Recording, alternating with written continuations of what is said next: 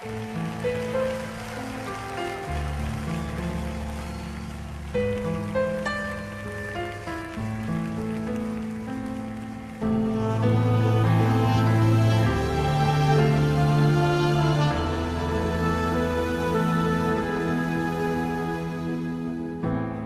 el mundo te inunda de fatalidad y te agobia la vida con su mucho afán y se llena tu alma de preocupación y se seca la fuente de tu corazón. Cuando quieras huir porque no puedes más, porque solo te sientes entre los demás y no hay más en tus ojos brillo y emoción y se cierra tu boca porque no hay canción.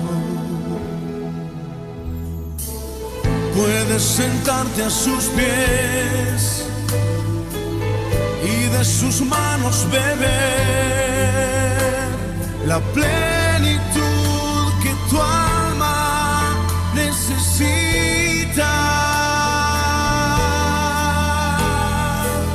Puedes sentarte a sus pies y cada día tener una nueva canción y nueva vida.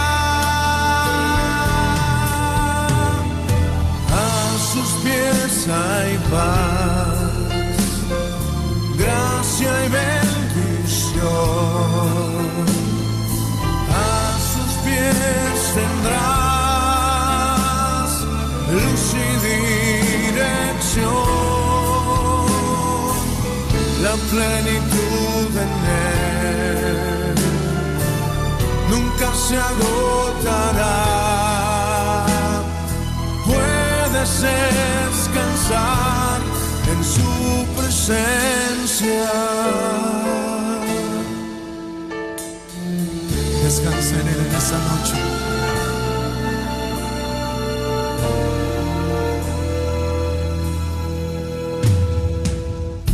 Cuando el mundo te inunda de fatalidad y te agobia la vida con su mucho afán y se llena tu alma de preocupación y se seca la fuente de tu corazón.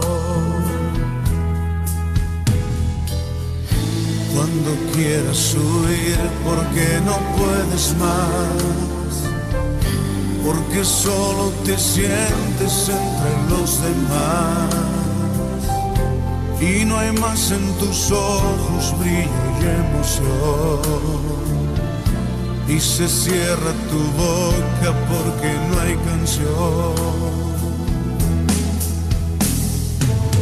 Puedes sentarte a sus pies y de sus manos beber la plenitud que tu alma necesita.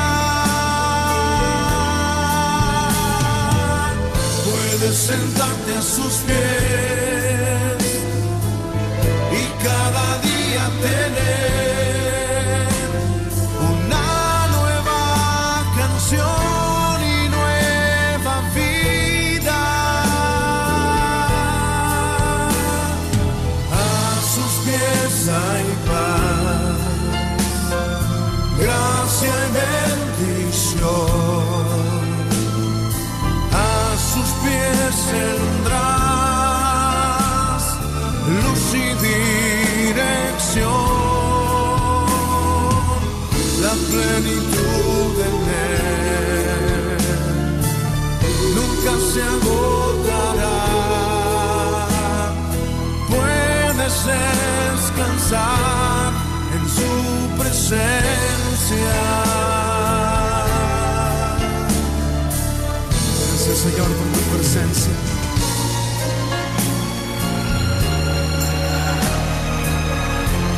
Levanta tus manos al cielo y descansa en Él en esta noche.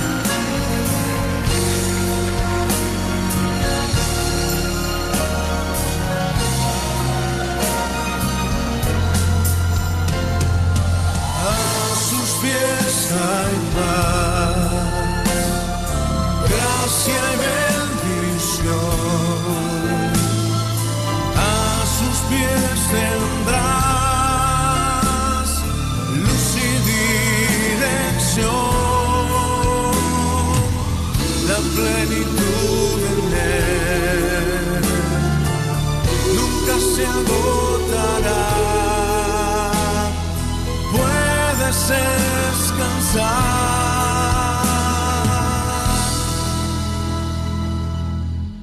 en su presencia.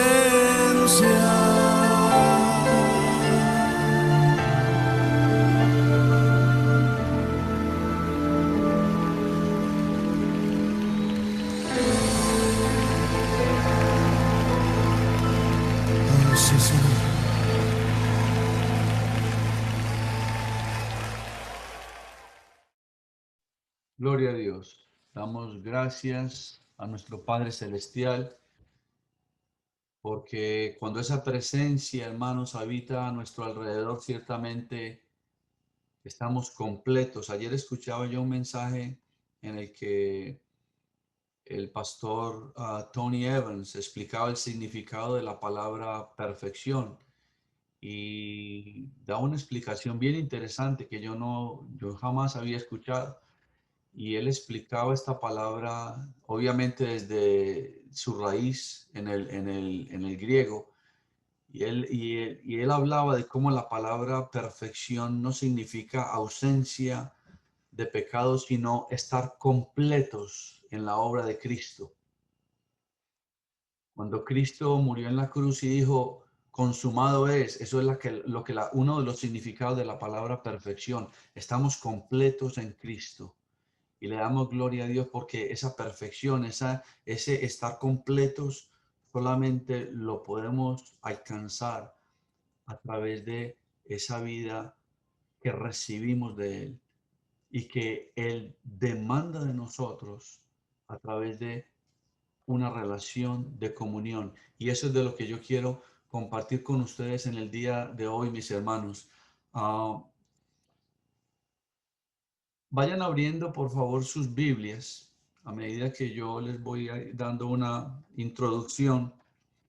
Vayan buscando en sus Biblias el libro segundo de Crónicas, en el capítulo 20, y ténganlo abierto ahí mientras llegamos a la lectura de la palabra. Segunda de Crónicas, capítulo 20. Cuando yo era niño,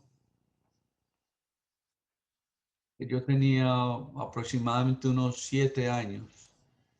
Yo recuerdo que yo salía de la escuela y yo siempre, estoy hablando de los días viernes, yo siempre corría para mi casa. La escuela se terminaba a las 4 de la tarde y me tomaba más o menos media hora caminar desde mi escuela hasta mi casa. Así que yo corría porque a las 6 de la tarde comenzaba un programa de televisión que yo no me quería perder por nada. Ustedes de pronto a lo mejor recuerdan ese show. Estoy hablando de un programa que lo pasaban en Colombia, pero ese programa era originalmente de aquí de los Estados Unidos y era traducido al español. Y ese programa se llamaba El Show de la Familia Partridge. Yo no sé si ustedes recuerdan ese show. Era una familia, era una familia conformada por una mamá viuda que tenía 5 o 6 hijos, y ellos todos tenían un grupo musical. Y ese grupo musical, ellos tenían un bus que era pintado de muchos colores, y ellos en ese bus, ellos viajaban de ciudad en ciudad dando sus conciertos musicales, y eso era todo el programa, pero era un programa que en ese entonces pues era un éxito, y a mí me fascinaba ese programa. Pero aquí la historia no se basa en lo que ellos hacían ni en la música que ellos cantaban, sino que les comparto esto es porque uno de los actores principales de ese show, que era el actor David Cassidy, Era un muchacho que en ese entonces, cuando se pasaba este show, él tenía alrededor de unos 18 años. Y era un muchacho que tenía una apariencia física, bueno, muy llamativa. Y era todo, era todo un fenómeno en ese entonces. O sea, gozaba de mucha fama y este show, el show de la familia Partridge, lo lanzó al estrellato de una manera que de un momento a otro él se vio siendo, según los reportes de aquel tiempo, era uno de los actores con mayor sintonía, que tenía la mayor cantidad de fans y de seguidores. Era increíble y era un muchacho que solamente tenía 18 años. Yo recuerdo que en una ocasión yo compré una revista donde hablaban precisamente de la manera como él había surgido y de la fama de la que él gozaba. Y decía en esa revista que era tal el nivel de popularidad que él había alcanzado, que muchas veces para él poder salir de su casa y poder ir a una tienda o poder ir al supermercado o poder hacer algo que fuera fuera de su casa, él tenía que disfrazarse y salir por la puerta de atrás de su casa. De tal manera de que por el frente todas las muchachas que lo estaban esperando no supieran que era él. Él se disfrazaba de mujer y salía por la puerta de atrás y trataba de pasar de la manera más incógnita posible sin que se dieran cuenta de que era David Cassidy, porque de otra forma dicen que las mujeres literalmente lo ahogaban. Ese fue el nivel de popularidad que este joven alcanzó. Pero resulta que con el paso de los años, todos estos atractivos físicos y toda esta fama se fue desvaneciendo. Y cuando todas estas cosas empezaron a ausentarse de su vida, él entró en un estado terrible de depresión y entonces se entregó al alcoholismo y estuvo recluido muchas veces en centros de alcohólicos anónimos y en manos de especialistas que le ayudaron con esa adicción. Y yo recuerdo que obviamente ya yo estaba aquí y ya, este hombre ya pasaba sus 50 años y daban reportes de que había recaído, de que estaba mejor, en fin. Pero al final de la historia él perdió su batalla y su hígado se canceró y contrajo cirrosis. Pero les comparto esto es porque en los últimos instantes de su vida, cuando David Cassidy estaba en esa cama de hospital donde estaba ya viviendo sus últimos momentos, su hija se acercó y le tomó la mano y le preguntó, ¿qué es lo último que desearías decir? Y dicen que él la miró a los ojos y lo único que él le dijo a su hija fue, ¿cuánto tiempo perdido? Y se murió.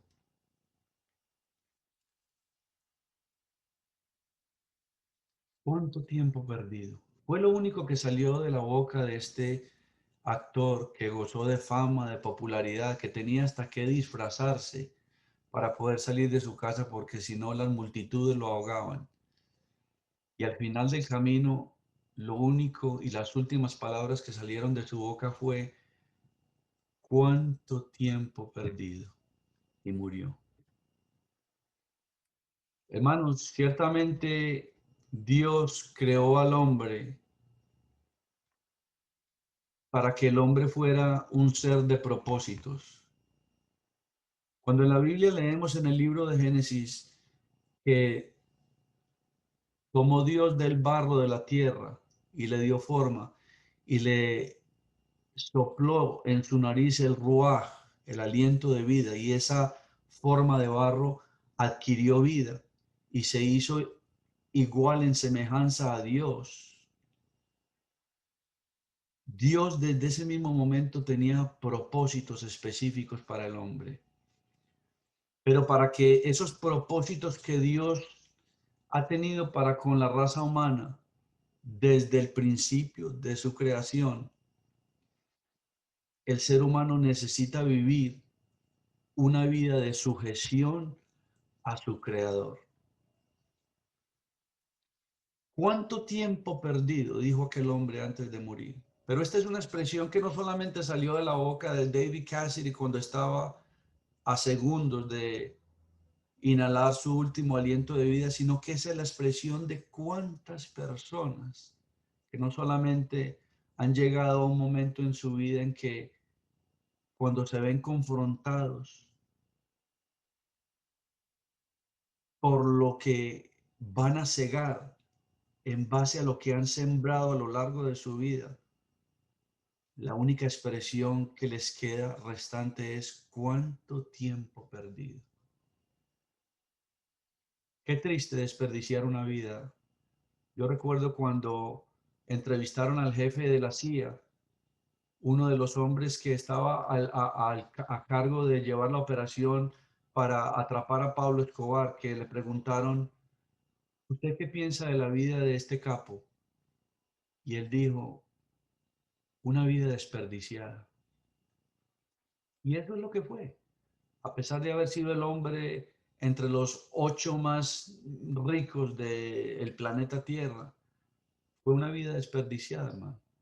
Y todo porque estas personas o toda persona que se ve confrontada por esta realidad de tener que decir cuánto tiempo perdido, no han entendido primeramente el propósito de Dios para con sus vidas y segundo, no han sabido apreciar, no han tenido sabiduría para administrar ese elemento tan maravilloso llamado el tiempo.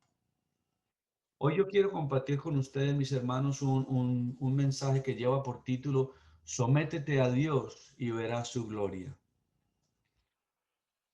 Y vamos a estar leyendo, hermanos, unos versículos en la escritura que aparentemente pareciera que no tienen ninguna relación con esta introducción que yo les acabé de dar, pero a medida que desarrollemos el tema, nos vamos a dar cuenta que guardan una muy estrecha relación.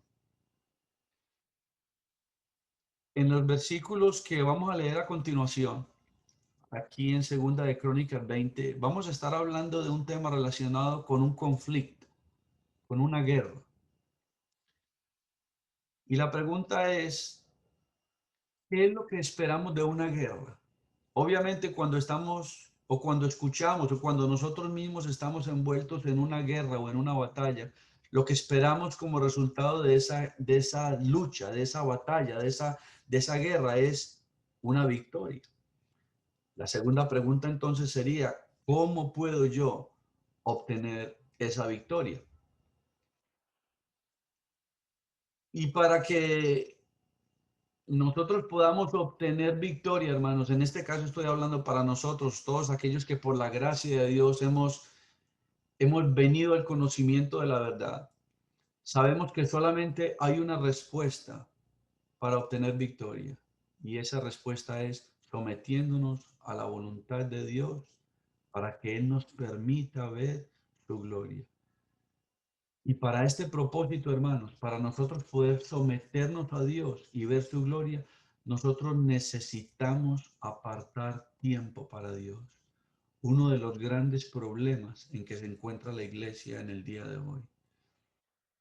Todos sabemos, hermano, porque esto lo he compartido muchas veces antes de esa ecuación, comunicación igual relación igual comunión.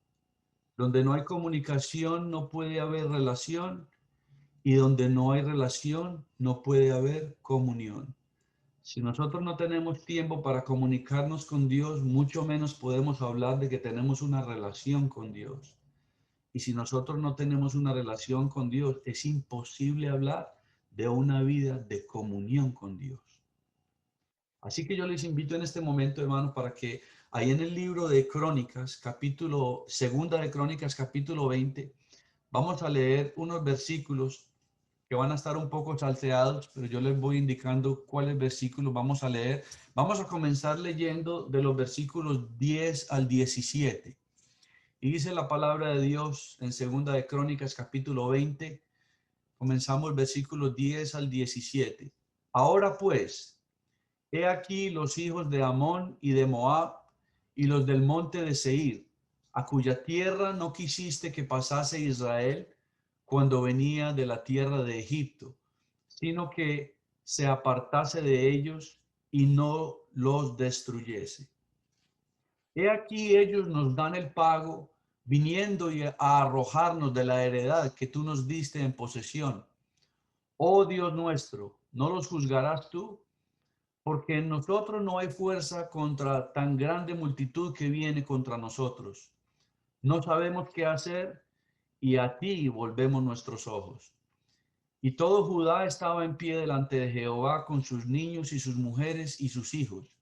Y estaba allí Jaasiel, hijo de Zacarías, hijo de Benaía, hijo de Jehiel, hijo de Matanías, levita de los hijos de Asaf, sobre el cual vino el Espíritu de Jehová en medio de la reunión.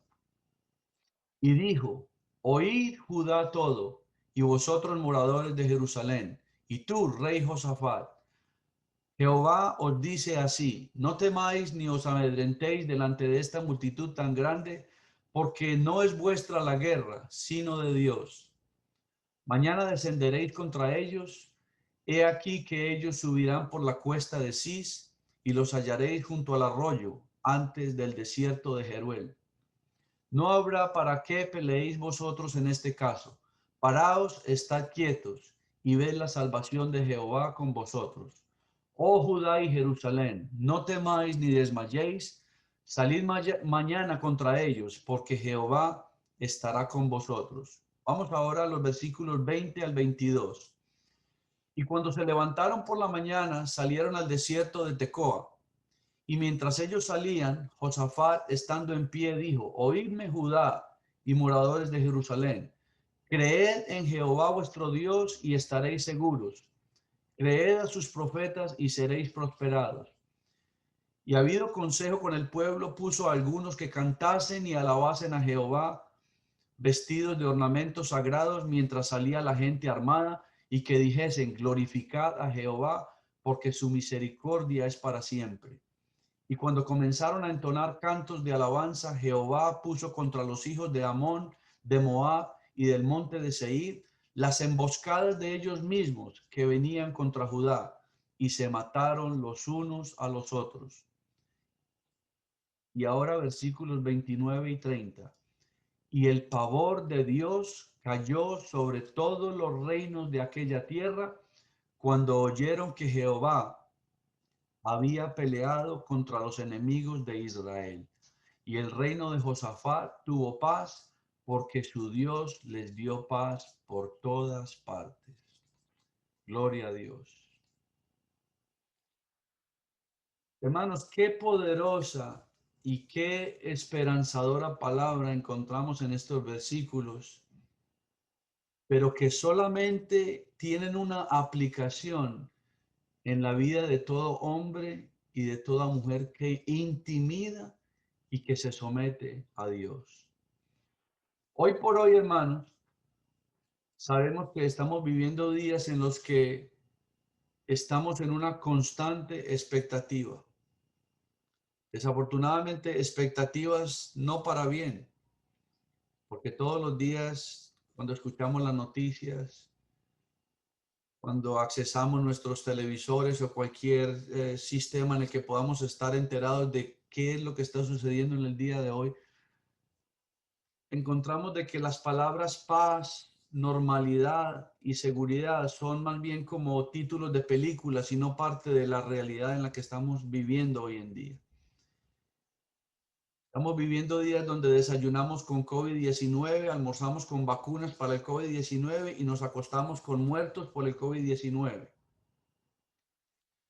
Y esto es una realidad, hermanos, que ciertamente está tomando un precio sobre toda la humanidad, no solamente a nivel financiero, a nivel económico, sino a nivel psicológico. Sabemos que dentro del cuerpo médico y todas estas personas que están al frente de batalla, ha habido suicidios, aún por parte de los doctores y de las personas que están lidiando con todo estas con toda esta gente que está recluida en hospitales batallando contra la muerte. Y pareciera, hermanos, que se está haciendo casi que imposible seguir el consejo de Pablo en Primera de Tesalonicenses 5:18, cuando Pablo nos dice, y den gracias en todo. Hermanos, qué difícil es dar gracias cuando todo está saliendo mal, ¿verdad? Es fácil dar gracias cuando las cosas están saliendo como esperamos, pero cuando la vida nos presenta un panorama como el que estamos viendo hoy en día, no es fácil de que de nuestra boca salga la expresión, Señor, gracias. Sin embargo, hermanos, estamos viendo, como acabamos de leer en estos versículos de Segunda de Crónicas 20, cómo aunque la situación, aunque las circunstancias, aunque la batalla o batallas en las cuales nos encontremos estén alcanzando ese punto de imposibilidad, siempre tenemos la esperanza de que hay un Dios que nos puede brindar una solución. Miremos por un momento lo que nos dicen los versículos 10 al 12, allí en Segunda de Crónicas 20. Allí la palabra de Dios nos dice que Josafat se presenta delante de Dios y le trae una oración. Josafat habla con Dios. Sabemos que orar es hablar con Dios. Josafat habla con Dios. Pero el problema que encontramos en esta oración o en esta petición o en esta conversación de Josafat con Dios es que lo que Josafat trae delante de Dios no es en sí una oración, sino una queja. Y la queja de Josafat contra Dios es que Josafat le reclama y le dice, en el pasado, si tú en el pasado no hubieras evitado que Jerusalén acabara con los moabitas y con los amonitas, hoy en día nosotros no estaríamos pasando por la terrible experiencia, por el agobio, por la presión por la cual estamos pasando en las garras de estos dos pueblos. Si tú hubieras permitido que cuando Israel, huyendo de la esclavitud de Egipto, hubieran acabado con los moabitas y los amonitas, hoy en día no estaríamos pasando por esta situación. ¿Cuántas veces, hermanos, nosotros nos identificamos en nuestras oraciones con las palabras de Josafat? Que venimos no delante de Dios presentando nuestra necesidad, sino reclamándole a Dios, enseñándole a Dios qué es lo que Dios tiene que hacer con nuestras vidas. Déjenme hacerle una pregunta, hermanos. ¿Alguna vez usted se ha ido de rodillas y le ha dicho a Dios, Señor, por favor, toma del cuello a esta persona y quítamela del camino, que no me la aguanto? Yo creo que mentiríamos, hermanos, y se nos crecería la nariz como Pinocho si alguno dijera, yo nunca he hecho esa oración. Yo creo que todos en algún momento le hemos dicho a Dios, esta persona no me la aguanto, esta situación me tiene al borde de olvidarme que un día recibí al Señor Jesucristo como mi Salvador. Yo no les voy a dar la respuesta de si esa oración está bien o está mal, pero sí les voy a compartir dos razones que nos van a ayudar a dar esa respuesta. Dos razones por las cuales Dios permite que las circunstancias, que las situaciones y que las personas que nos vuelven la vida de cuadritos lleguen a nuestra vida. Y la primera razón la vemos en el versículo 12. Allí Josafat, primeramente, cuando viene y le reclama a Dios, Josafat se apoya en el sistema de justicia del hombre. No los juzgarás tú, le dice Josafat a Dios. En otras palabras, Señor, ¿qué es lo que estás esperando para quitarlos de nuestro camino? ¿Qué es lo que estás esperando, Dios? No lo hiciste en el pasado, lo cual en este momento se convierte para nosotros en un dolor de cabeza. Y ahora yo te digo, Señor, ¿qué es lo que estás esperando para quitar a los moabitas y a los amonitas de nuestro camino? Josafat diciéndole a Dios qué es lo que Dios tenía que hacer, sin darse cuenta Y préstenle atención a esto, sin darse cuenta de que dentro de su mismo reclamo, Josafat le estaba diciendo a Dios las razones por las cuales Dios estaba permitiendo eso en medio del pueblo de Judá. Porque si nosotros continuamos leyendo el versículo 12 o leemos el versículo 12, vamos a ver que el mismo Josafat que le está reclamando a Dios por qué no acaba con los amonitas y los moabitas, le está diciendo, mire el versículo, le está diciendo primeramente, porque nosotros ya no hay fuerza. Segundo, porque no sabemos qué hacer. Y tercero, porque tenemos que volver nuestros ojos a ti. Si nosotros miramos esas tres razones, nos vamos a dar cuenta que esas son exactamente las razones por las cuales Dios no ha acabado con los moabitas y con los amonitas. ¿Por qué? Porque no es en nuestras fuerzas, hermanos, es en las fuerzas de Dios. La palabra de Dios dice que Jehová usa nuestra debilidad para perfeccionar ¿qué? Su poder. Cuando nosotros no sabemos qué hacer, cada uno de nosotros en nuestra experiencia personal, hermanos, sabemos que Dios comienza donde nosotros terminamos. Cuando ya nosotros no sabemos qué hacer. Y ese es el momento en que nosotros decimos, es aquí donde yo necesito tener mi mirada fija en Dios. Entonces Josafat le está reclamando a Dios, le está diciendo a Dios qué es lo que tiene que hacer, sin entender de que las mismas razones que él da son las razones que tiene Dios para no haber hecho lo que Josafat le reclama.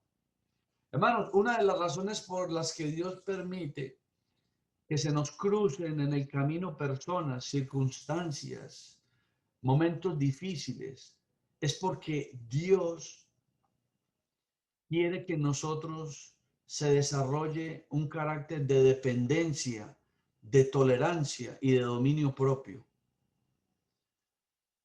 Especialmente en los días en que estamos viviendo, hermanos. Sabemos que no es fácil hoy en día. Estamos viviendo en medio de una generación, cuando leemos en la palabra de Dios las características de los hombres de este tiempo. ¿Cómo sería el común denominador del modus operandi de esta generación en la que vivimos? Y sabemos que no son buenas noticias, hermano, porque vivimos en medio de personas arrogantes, amadores de sí mismos, como dice la palabra, que detestan la verdad, que detestan los asuntos de Dios, que blasfeman en contra de Dios. Entonces, no es fácil.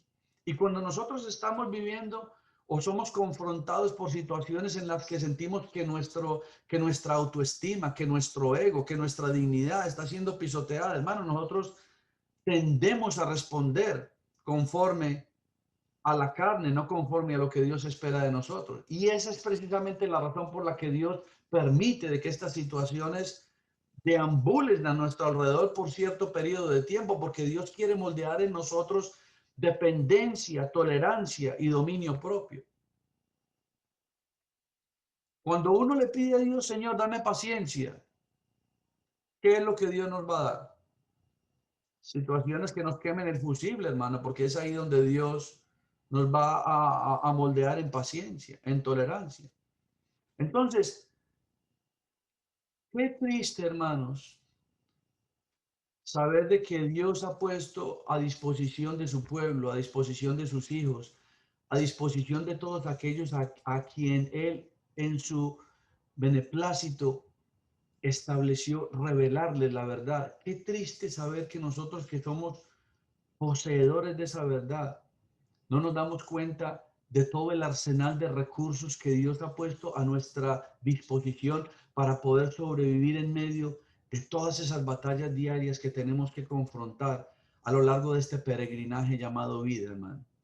Pero que por causa de tener nuestras prioridades mal establecidas y por falta de no hacer un uso sabio de ese factor llamado tiempo, desperdiciamos todo ese tiempo de comunión y de relación con Dios, que son las claves para nosotros poder alcanzar ese elemento llamado victoria. Y la segunda razón, hermanos, por las cuales Dios permite que tengamos que enfrentar situaciones difíciles en la vida, que tengamos que lidiar con personas que se convierten en nosotros, digámoslo así, en un lenguaje más de hoy en día, en gente tóxica, gente que es tóxica. ¿Por qué Dios la permite? Hermanos, porque a través de estas personas, Dios nos está dando la oportunidad de bendecir y de ser bendecidos, hermano. Y es por esto que en el punto anterior hice la pregunta, ¿se agrada a Dios de que nosotros le hagamos una oración de que quita a esta persona de mi camino? O toma a esta persona por el cuello, cógela con tu brazo justiciero No, hermanos.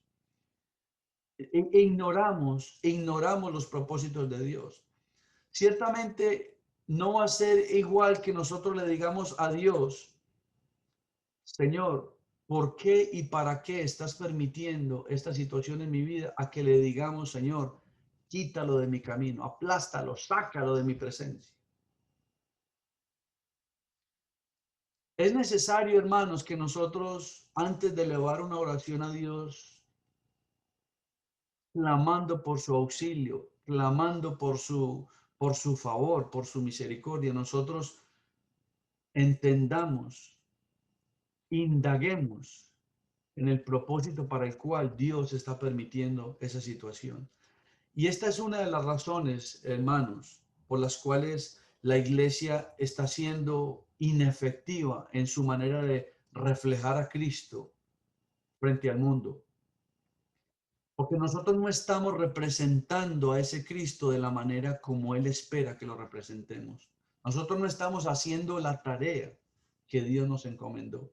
Cuando nosotros hablamos de la gran comisión, nosotros no estamos solamente hablando de ir por todo el mundo y predicar el evangelio y bautizarlos en el nombre del Padre. Eso no define completamente la gran comisión.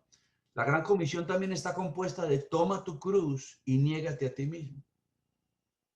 El problema es que muchas veces estamos tan enfocados en complacer, en ajustarnos, en pagar la tarifa que nos cobra el mundo por el precio de la aceptación,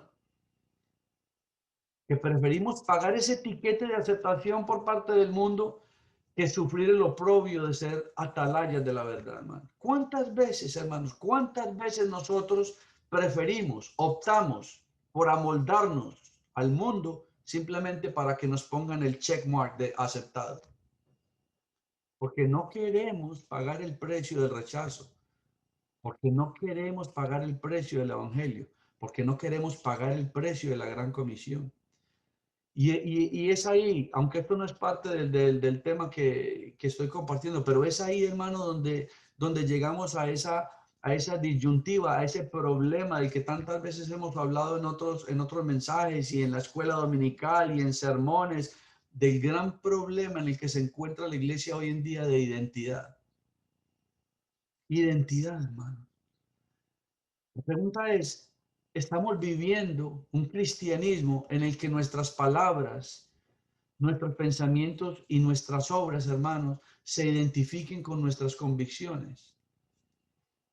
Porque una vida de victoria en Cristo, hermanos, solamente puede encontrar esta victoria a la luz de nuestras convicciones. Nosotros somos el resultado de aquello en lo que creemos. Porque si nosotros actuamos, pensamos o hablamos diferente a lo que creemos, entonces estamos viviendo en una ambivalencia espiritual. Y si en nosotros hay ambivalencia, quiere decir que en nosotros hay división. Dice un refrán común de que divide y vencerás. Cuando el enemigo logra dividirnos en nuestra identidad, estamos siendo vencidos espiritualmente. Y es por eso que es necesario que nosotros caminemos, vivamos, pensamos y obremos en paralelo con nuestras convicciones.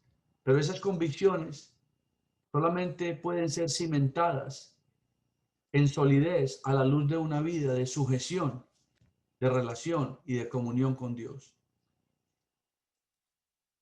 Hay una gran necesidad, hermanos, en medio del pueblo de Dios de que aprendamos a ser celosos y a ser selectivos.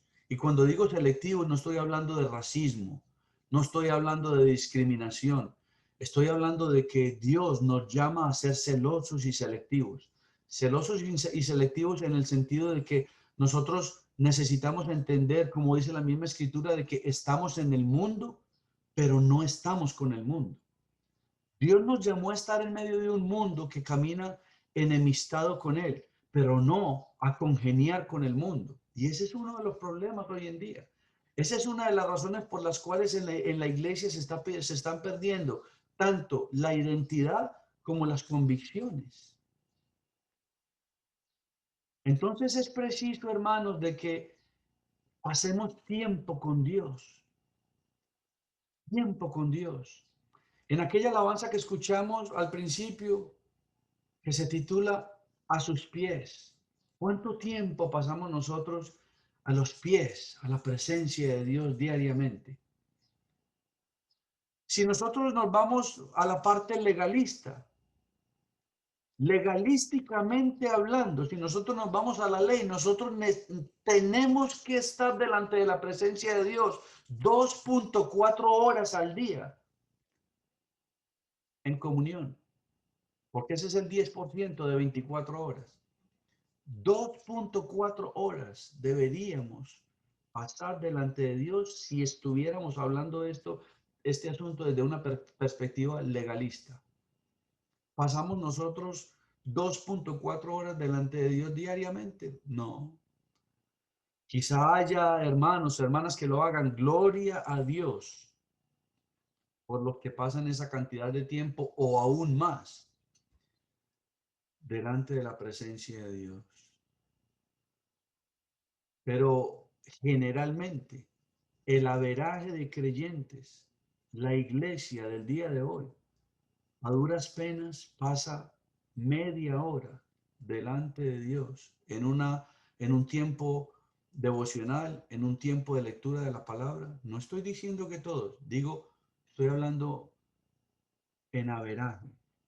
Vivimos en un corre-corre, en un ajetreo, en un trajín de vida. Tenemos dos trabajos, tenemos aquel asunto, tenemos el otro, y al final del día no hay tiempo para Dios, o ya estamos cansados para Dios. Ahora, ¿conoce Dios nuestra situación personal? Claro que la conoce, hermanos. Si hay algo maravilloso que tenemos en ese Cristo, es que Él no nos ama por lo que hacemos, sino por lo que somos. Porque dice la palabra de Dios que todo lo que hacemos son trapos inmundos delante de su presencia. Él nos ama por lo que somos. ¿Y qué somos en Cristo? Hijos de Dios. Esa fue la herencia que Él nos dejó a través de su obra redentora. Pero es preciso, hermanos, es preciso que entendamos cuál es la responsabilidad del hombre. Muchas veces en otras ocasiones les he hablado y quiero un día preparar un mensaje donde hable de este tema, de lo que es la soberanía de Dios, pero la responsabilidad del hombre, porque muchas veces nos confundimos como creyentes de que, no, ya Dios todo lo sabe, Él es omnisapiente, Él es soberano, y entonces todo se lo chutamos a Dios, como sucedió con Josafat. No, ya Dios todo lo sabe, Dios todo lo entiende. No, pero es que ¿para qué le pido eso a Dios si ya Dios lo sabe? Mucho cuidado, hermano. Mucho cuidado si esa es la clase de relación que tú estás viviendo con Dios, apoyándote en los atributos de su deidad para justificar tu tibieza espiritual, porque de esa manera ni en tu vida ni en la mía jamás vamos a poder saborear los frutos de la victoria, porque Dios demanda de nosotros una vida de sometimiento y de sujeción, y para que haya sometimiento y sujeción tenemos que pasar tiempo a sus pies, sus pies. ¿Sabe Dios qué es lo que necesitas? Lo sabe desde antes de que fundara el mundo, pero Dios lo demanda de ti. Dios lo demanda de mí. Dios demanda tiempo de tu vida. Es triste que al final del camino tengamos que mirarnos en el espejo de nuestra propia realidad y tengamos que decir como aquel hombre, cuánto tiempo perdido. Hermanos, si hay algo que jamás se puede recuperar, es el tiempo perdido. Usted puede recuperar dinero, usted puede recuperar el carro que le chocaron, usted puede recuperar la casa perdida y comprarse otra, usted puede recuperarlo, pero hay algo que es irrecuperable y es el tiempo perdido. Un día un sabio escribió, el mayor tesoro que el hombre puede perder no es su dinero, es el tiempo desperdiciado. Cuando usted mira atrás en el tiempo y usted dice, ay, si yo solamente hubiera pensado mejor en aquella vez y no hubiera hecho esto. Si yo solamente hubiera hablado de esta o hubiera obrado de esta manera, si yo hubiera escuchado aquel consejo que me dio mi papá, que me dio mi amigo, que me dio mi abuelo, hoy en día no estaría pasando esto. Ya, eso es agua pasada. Ahora, ¿puedes usarlo en el presente? Claro que sí. Recordemos que un error se convierte en error cuando lo admitimos, lo reconocemos, pero continuamos en él. Pero si aprendemos de él, se convierte en una experiencia que edifica. Pero ¿por qué no evitar el error sabiendo de que a través de pasar tiempo con Dios podemos moldear nuestra vida de tal manera de que un día podamos mirar atrás en el tiempo y no tengamos que decir cuánto tiempo perdido? Qué agradable, hermano, qué maravilloso. Yo sé que esto lo ha vivido usted y lo he vivido yo también. Qué agradable es cuando de pronto nosotros cerramos los ojos y estamos en ese momento de comunión, de, de, ese tiempo devocional que estamos allá con Dios y empezamos a hacer remembranza de las cosas que han estado sucediendo en la vida y de todo lo que hemos hecho a la luz de la palabra de Dios, según el consejo de Dios. Hermanos, ¿acaso no es verdad que queda en nosotros ese sentir de satisfacción? Ese sentir como de que estamos completos. ¿Y todo por qué? Porque apartamos tiempo para Dios, porque nos sentamos a sus pies, porque escuchamos su voz. Cuando nosotros hacemos eso, hermanos, la victoria está garantizada, hermano. Porque cuando nosotros nos sometemos, Él nos permite de manera recíproca ver su gloria. En los versículos 14 y 15 nos dice segunda de Crónicas que un hombre llamado Jaasiel recibe una visita del Espíritu Santo. Sabemos de que en el Antiguo Testamento no es como en el Nuevo Testamento. Nosotros hoy en día gozamos de haber sido sellados con las arras del Espíritu y la presencia del Espíritu Santo está en nosotros de manera permanente, pero eso no era así en el Antiguo Testamento. En el Antiguo Testamento el Espíritu Santo se manifestaba, se revelaba, hablaba a la persona, oraba y se iba. Y eso sucedió con aquel hombre Jaasiel. El Espíritu de Dios vino, lo tomó, le dio una revelación. Y allí, en ese momento de revelación, Jaasiel le habla a Josafat y le dice, no teman, no se amedrenten, porque esta guerra no es de ustedes, esta guerra es de Dios. Pero esa lección no la puede aprender un ser humano. Esa lección no la puede ni siquiera vivir completa y perfectamente como Dios espera. Ese propósito no se puede cumplir ni siquiera en la vida de un creyente si en la vida de ese creyente no hay sometimiento a Dios, no hay tiempo para Dios.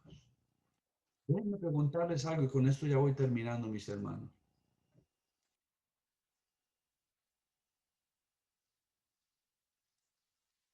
¿Cuál es tu primera reacción? ¿Cuál es tu primer pensamiento? ¿Qué es lo primero que toma control de tu mente y de tu corazón cuando de manera sorpresiva y repentina la adversidad te toca la puerta? ¿Qué es lo primero que brota en tu mente? ¿Cuál es ese primer pensamiento? Esa reacción de un segundo cuando lo bueno en un instante, en una fracción de segundo se torna en adversidad, en problema, en enfermedad, en contrariedad. ¿Cuál es tu primera reacción? No es fácil lidiar con la adversidad, hermanos. No es fácil lidiar con los problemas. No es fácil lidiar con el dolor. No es fácil lidiar con la angustia. Nada de esto es fácil. Son campos de batalla. Son campos de guerra en las que en algún momento, en cualquier momento, Dios nos puede meter. Y de hecho, Dios nos va a meter. Porque Dios se agrada de nuestro dolor. No, hermano. Porque Dios, en su plan perfecto y eterno, entiende que hay áreas de nuestra vida que todavía necesitan sujetarse al señorío de Cristo. Y Él nos va a meter en ese campo de batalla. ¿Para qué? Para que nos moldeemos en sujeción, para que nos moldeemos en obediencia y para que nos moldeemos en dominio propio, hermano. Y solamente cuando nosotros pasemos ese examen es que nosotros vamos entonces a confirmar, aún a través de nuestras mismas quejas, como sucedió con Josafat, de que las situaciones van a llegar a momentos en que se salen de nuestras fuerzas, en que nos vamos a encontrar en momentos en que no sabemos lo que hacer y en que vamos a tener que llegar a la conclusión de que solamente a través de poner nuestros ojos en Dios vamos a poder cruzar al otro lado del río. Entonces, mis hermanos, el propósito de este mensaje es que aprovechemos el tiempo, hermanos. Aprovechemos el tiempo. Hoy más que nunca, hoy más que nunca, el mundo y las fuerzas que se nos oponen, Satanás y todo su séquito, tienen el mundo enredado, perturbado, enfrascado en el mundo de la electrónica. Hermano, y yo no me excluyo de ahí. Yo, hermano, les confieso, hay momentos en que aún mi esposa me ha llamado la atención. Estoy en la... Y déjeme decirle algo, hermano. Muchas veces yo estoy ahí en el comedor y estoy chequeando mensajes de la iglesia o estoy chequeando.